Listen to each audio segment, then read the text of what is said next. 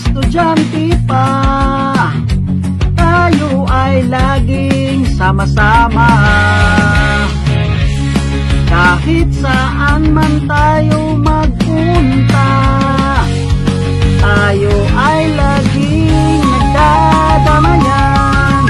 Kung may problema ang isa nating kaibigan, ito ang dahilan kung bakit nananatiling matatag ang ating samahan. Mas marami pa tayong magagawa kung ikaw at ako ay hindi magsasawa. Ang kumpiyansa na ating tinatamasa ay walang kasing sigla.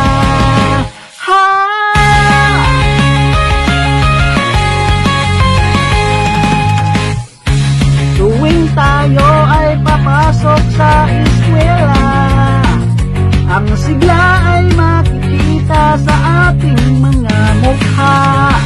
Ang bawat leksyon na ating natututunan ay hindi natin kinakalitaan. Mas marami pa tayong magagawa kung ikaw at ako ay hindi magsasawa. Ang kumpiyansa na ating tinatamasa ay walang kasing sigla.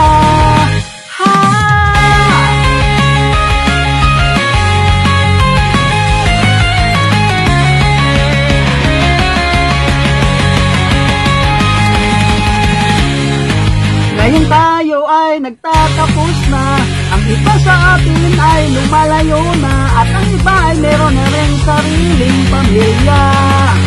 Ngunit kahit ganon pa man, hindi nagbabago ang ating samahan. Gumagawa pa rin tayo ng pagtitipon at pagkukwentuhan. Maririnig pa rin ang lakas ng ating halakhakan.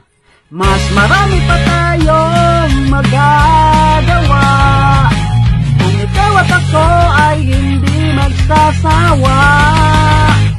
Ang kumpiyansa na ating tinatamasa ay walang kasing sigla.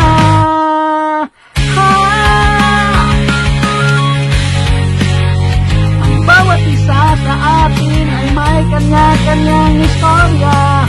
Kumuha ka ng lapis at papel at ito ay nilathala ng ating may bahagi sa iba. Ang magagandang aral na maaaring makatulong sa kanila. Mas marami pa tayong magagawa kung ikaw at ako ay hindi magsasawa. Ang kumpiyansa na ating tinatamasa ay walang kasing sigla.